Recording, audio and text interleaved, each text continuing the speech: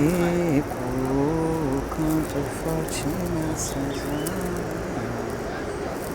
Ecoou, canto forte nessas Ecoou, canto forte nessas A história não começa em 1824. Ela começa bem antes. Se quiser um número, 1732. Que é um dos mais antigos documentos que tem, inclusive que é de um padre, agora não me lembro o nome, tá? E que ele fez um censo da população aqui. Parece que o marco começa dali, daqueles 39 alemães que chegaram aqui, que talvez nem sejam alemães. Na época, em 1824, ainda nem a Alemanha como Estado, como nação, ela não existia ainda, né? Só foi passar a existir a partir de 1871. A gente vê que, na verdade, ao longo de todo o período da instituição da colônia alemã, a gente tem documentação bastante consistente assim, com relação a essa utilização da mão de obra escravizada por parte dos imigrantes alemães. Nós somos os primeiros imigrantes a chegarem aqui, a chegar aqui sem querer estar aqui. Mas vamos diferenciar, né, a chegada dos alemães e a chegada dos escravos dos negros aqui, né? A forma de chegada. Sofreram, saíram da sua pátria, chegaram aqui numa terra que não falava a mesma língua. Os alemães e italianos chegaram com uma proposta eugenista de embranqueamento de população. E todos os 39 que chegaram aqui chegaram com cota.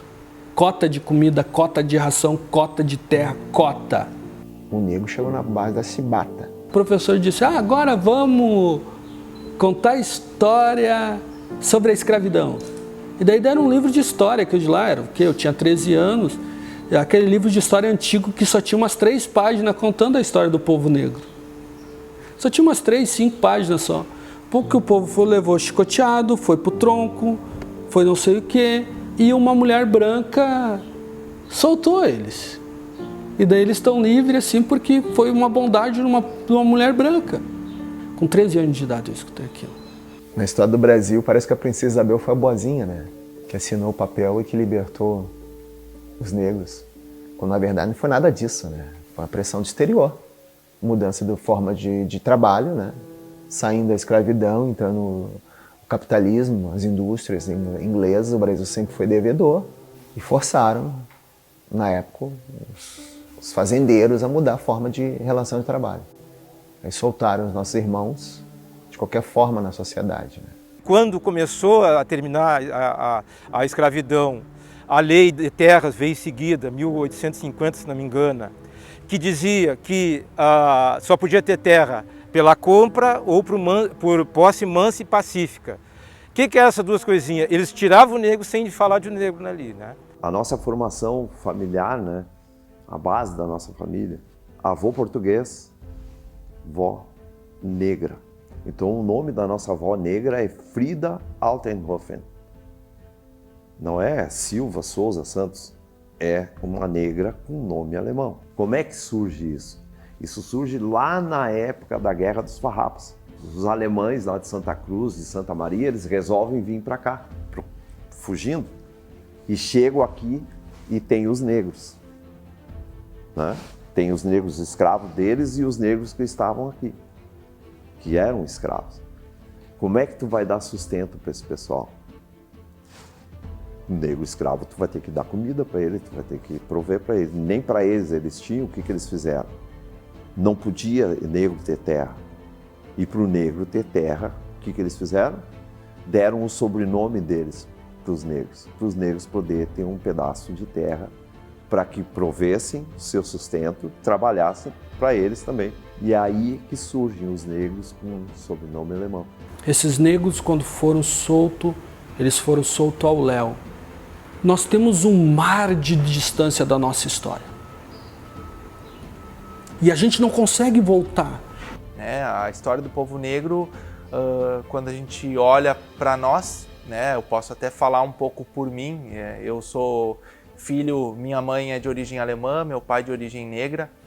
Quando eu olho para a parte da minha mãe, eu consigo ver a origem deles. Eu consigo saber qual foi a região que os meus antepassados vieram da Alemanha, das regiões próximas da Alemanha ou Polônia, né, da Europa. Eu consigo identificar locais. Quando eu olho para a parte do meu pai, da parte negra, eu vou até o Morro dos Bois. Mas dali existe uma cortina. Eu não consigo saber qual é a origem, qual é a região da África que os meus antepassados vieram. O primeiro ato, quando o negro é liberto, o primeiro ato é queimar os cartórios. Porque eles não queriam que a nossa história seja contada, que os nossos líderes sejam vistos.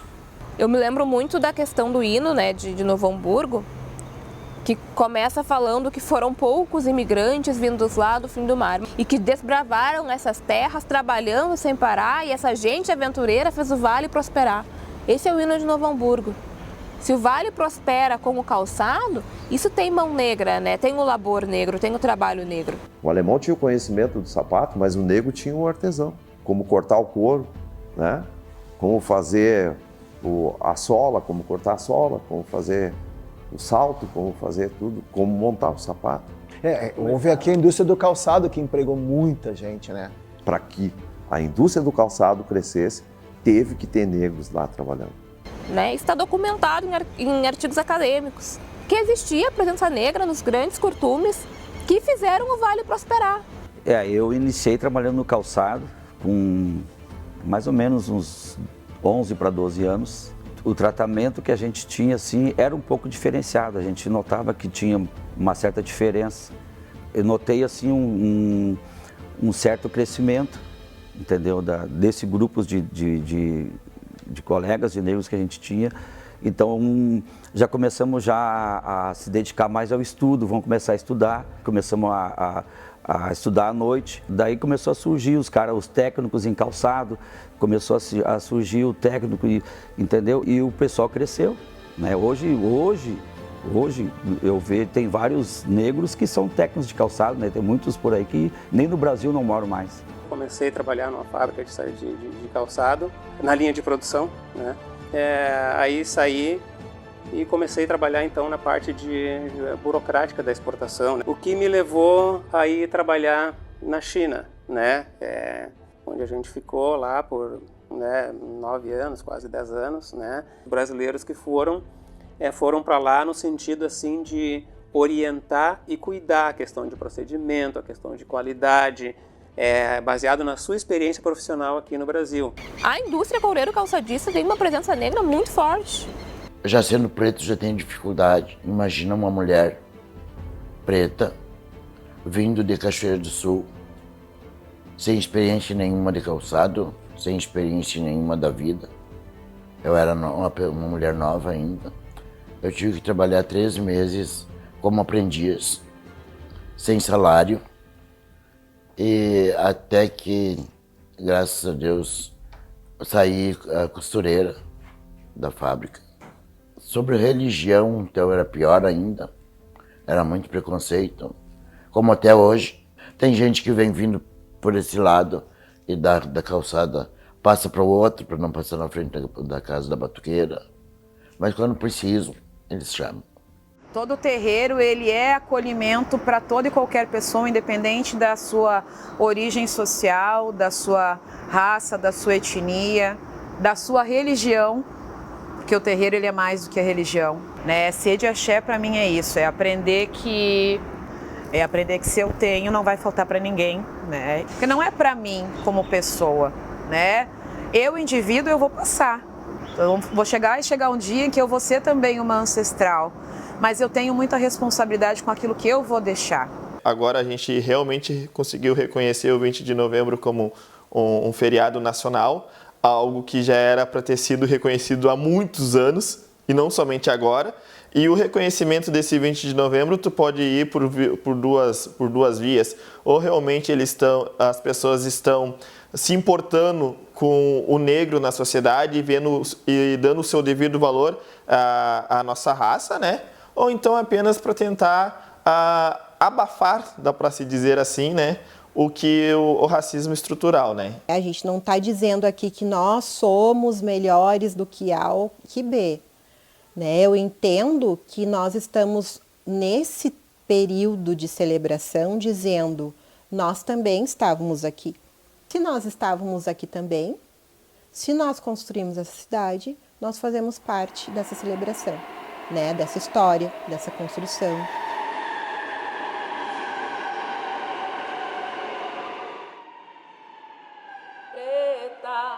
Da tua voz os sons, da tua pele os tons de uma nação inteira.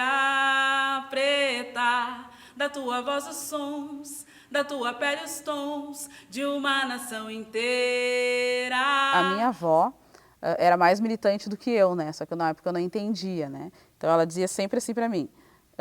Ela nunca me disse para eu não ir em algum lugar. E a minha avó sempre dizia, vai arrumadinha que só vai ter tu. E depois eu fui entendendo que esse vai arrumadinha que só vai ter tu, né, porque era a preocupação dela em relação aos olhares, né, então então ela sempre me incentivou aí todos os espaços, então eu sempre, quero estudar, vou, quero ir num teatro, vou, quero ir não sei aonde, vou, mas eu tinha que sempre arrumadinha, porque só ia ter eu. E quando eu voltava, ela sempre perguntava, e aí quantos pretos tinham lá? Eu sempre fui criado em vila, né, cara, sempre fui, eu procurava nem que vir muito pro centro. Ficava mais nas vilas mesmo, porque é onde é que a gente se sente mais acolhido. Vai pro centro, o pessoal te olha com outra cara. Trabalho no ramo da construção civil desde criança. Além disso, temos a música, né, meu amigo? Que nas noites a gente alegra as noites do Vale dos Sinos, Vale do Paranhana, Porto Alegre. Eu tive essa sorte de crescer num bairro, né, que a gente teve esse espaço de negritude, por mais que acho que a gente nunca falou com essas palavras, né. Na vila a gente vai, qualquer vila que tu passa, parece que te puxa para dentro de casa. Mas o bairro conversa muito bem, né, com a diversidade, né, e eu acho que isso é também em razão da predominância de pessoas pretas no bairro, né. Eu fui adotada com 3 anos por um casal morado tomado primavera, iniciei no Atene livre aos 11 anos. Sozinha ao pouco fui me aperfeiçoado e criado, além de pintura, retratos e caricaturas. Atualmente, pessoa que meu trabalho hoje tem uma melhor aceitação do que anos atrás. Porque daí a gente começa a olhar para o passado, com a maturidade de hoje, com as reflexões e começa a entender, cara, a gente sempre foi militante, a gente sempre foi aquilombado. Onde teve população negra, teve resistência. E quilombos são territórios de resistência. Entende que em todo o Rio Grande do Sul teve população negra, então em todo o Rio Grande do Sul teve resistência negra. Como um samba é feito de pessoas negras, eu acho, né? Hoje, a gente, escutando os sambas que tem nos dias de hoje, tu vê que ele tem um certo aprendizado, né? Que ele tem uma certa filosofia de vida, ele sempre teve isso. Carnaval, que é o que eu gosto, que é carnaval, samba, samba de roda, samba de terreiro. E o negro foi fazer as suas sociedades, né? O Cruzeiro do Sul foi a primeira sociedade. O Cruzeiro do Sul é mais velha que a própria fundação do município de Novo Hamburgo, né? Quando a gente pensa na Sociedade Cruzeiro do Sul e na sua fundação, né, 1922, isso eram passados apenas 34 anos após a abolição. Isso, historicamente, são períodos curtos, né, dentro da história da humanidade e da própria construção do povo brasileiro. Então, quando a gente olha para essa história e a importância da sociedade como um clube social fundado por negros, numa cidade rotulada, né, como colonização alemã, né, isso inclusive retratada no hino, né, de Novo Hamburgo, né, aquele rótulo dos poucos imigrantes, né, a gente acaba olhando para esse ponto de fundação da Sociedade Cruzeiro do Sul e a gente começa a perceber que a história ela também precisa ser recontada, né? A história do povo negro precisa ser recontada. Porque sempre a nossa história foi contada pelos outros, né? A partir do que eles enxergavam sobre nós. E hoje, graças a Deus, a gente tem muitos espaços ainda, não tanto quanto deveria, mas já temos. Então os negros aqui fizeram focos de resistência cultural. Até hoje existe isso. E aí o samba vem disso, vem da família, vem do que a gente ouvia em casa, né? E o samba, mais resistência do que isso, eu acho que não tem, né? Junto com o hip hop aí, é um movimento, que o samba não é um estilo musical, ele é realmente um movimento de aquilombamento, né? E isso é muito bom a gente para as pessoas entender nesses 200 anos que sempre teve um olhar para um lado só, não foi para o outro. Os outros 200, quase 300 negros que trabalhavam aqui na maior indústria que tinha aqui, que era a feitoria do Linho Camo, que tinha mais de 300 funcionários trabalhando aqui. Né? Nós chegamos aqui, inclusive, num período em que essas pessoas se utilizaram da nossa força de uma forma escravocrata. Porque o pior legado da escravidão foi deixar um legado a não ter legado. Entender que antes dessa presença, né, e aí a ideia não é apagar nenhuma presença, como foi feito com a presença dos meus antepassados, né, mas dar não voz, mas ouvidos para as vozes desses que estiveram antes aqui. Porque muitas vezes a gente não tem referência dentro da família. Por mais que a gente tenha essa parte do histórico, até a gente reconhecer que os nossos ancestrais, eles eram também empreendedores, empresários, mas demora um pouco, às vezes, a gente reconhecer isso. Então, quando chega nesse mundo, por exemplo, atual, falta um pouco de referência, isso está mudando. E a gente precisa resgatar uma definição de poder, né? Que é a capacidade de eu me sentir capaz de. Eu me senti capaz de estar aqui com vocês falando, eu me senti capaz de desenvolver atividades que às vezes as pessoas não acham que eu não sou capaz. Me sentir capaz de várias coisas, assim. O Santa Rosa, para mim, foi um local que até hoje, que eu passo por lá, eu sinto saudade. Foi aonde eu consegui a ser o atleta que eu fui, considerado pelo Rio Grande do Sul todo, no Santa Rosa. Que dentro da minha turma de 70 alunos, 4 alunos eram negros, né, que cursavam o direito na URGS. E isso é um número muito baixo mesmo. E, inclusive, um destes alunos nem era do nosso estado, no caso, né? Então veio de fora para tentar ter uma oportunidade e ele também se sentia perdido no meio de tanta gente que ele não se identificava, né? Por conta dessa situação da questão racial, né? Porque ser recebido, né, e ser acolhido tem diferença. E em alguns momentos, São Leopoldo me recebeu, em outras ela me acolheu. Eu fui diretor da CE. Um fato interessante foi que o primeiro dia que eu fui para o gabinete, lá, né, o pessoal da faxina, e eu deixava a porta aberta, eles passavam lá na frente assim para olhar, né? Porque era a primeira vez que eles viam o negro lá diretor da empresa. Né? Isso em 2011. A nossa luta é muito maior, a nossa história é linda. Somos sobreviventes. Nossos ancestrais conseguiram não ser comida de tubarão. Vieram acorrentados. Viveram, sobreviveram. E muito que tem nesse país aqui foi constituído na nossa luta. Eu estive no Quilombo e uma das interlocutoras, uma das parceiras da pesquisa do mestrado, estava me contando como tinha sido o último parto dela. Ela tem uma bebezinha bem jovem e a bebê nasceu prematura em casa porque a ambulância do SAMU levou 2 horas para chegar até o Quilombo. Então imagina uma bebê prematura que nasceu de 28 semanas e que ficou 2 horas sem acesso ao oxigênio, que é o natural, né, em casos de parto prematuro. E tá lá, vivendo, né, lutando lá pela sua vida, enfim, já tá em casa, já tá bem, com saúde. É mais uma mulher negra que nasce. E que já nasce nesse contexto, sabendo que precisou lutar 2 horas pela vida, porque não teve a assistência necessária num primeiro momento. Eu acho que a gente não tá falando de uma resistência. E talvez também não de um reconhecimento, mas sim de um pertencimento. quem sempre esteve aqui, quem se levanta nas situações difíceis.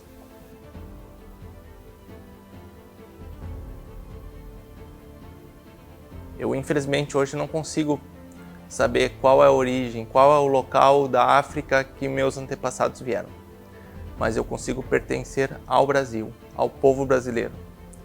Porque eu sei que aqui eu tenho esse DNA. E eu espero para os próximos anos dessa cidade que todas as pessoas elas possam ter espaço e lugar para se desenvolver com equidade, com igualdade, né? E por tudo que eu posso ainda representar para aqueles tantos que a gente nem imagina, né?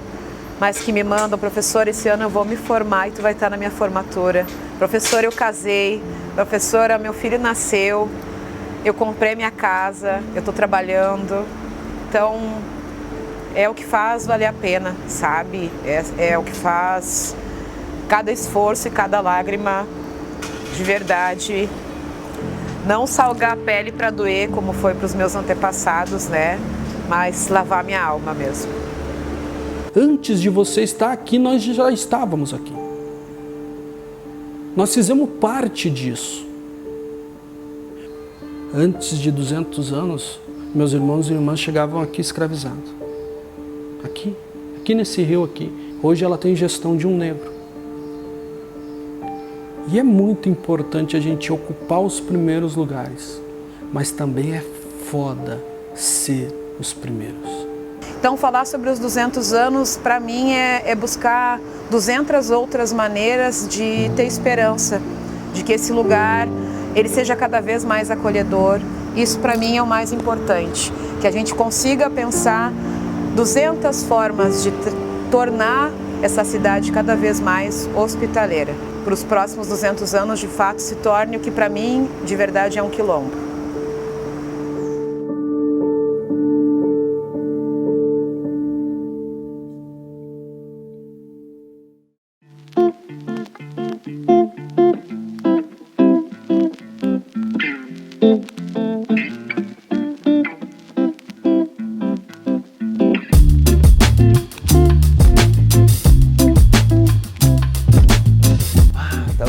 Achei tão legal.